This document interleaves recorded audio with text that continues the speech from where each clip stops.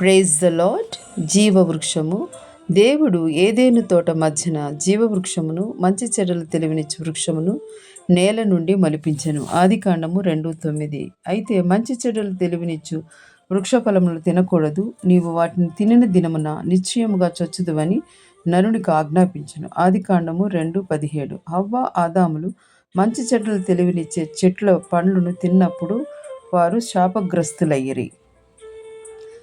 వారు శాశ్వత జీవం ఇచ్చే జీవవృక్ష ఫలాలను తినకుండా వారిని ఏదేను వనం నుండి వారిని బయటకు పంపివేశాడు. శాపగ్రస్తమైన పాపం నుంచి విడుదల పొందిన దేవుని ప్రజలు నూతన యెరూషలేములో జీవవృక్ష ఫలాలను భుజిస్తారు. జీవవృక్ష ఫలము తినడం వల్ల పాపం చేసినందువల్ల మనిషి దాన్ని సమీపించలేకపోయాను. ప్రకటన గ్రంథంలో విముక్తులైన మనుషులకు ఈ జీవవృక్షాన్ని మళ్ళీ సమీపించడానికి హక్కు ఉండడం కనిపిస్తుంది. ప్రకటన 22:2.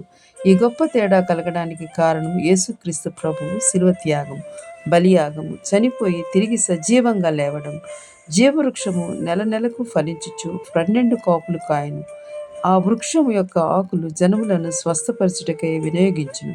ఇక మీదట శాపగ్రస్తమైనది ఏదియూ దీనిలో ఉండదు. ఈ లోకంలో యుగాల తరబడి దేవుని ప్రజలను పీడించిన బాధలన్నీ అంతరిస్తాయి. దేవుని రాజ్యం త్వరలో వచ్చునుగాక. ఆమేన్.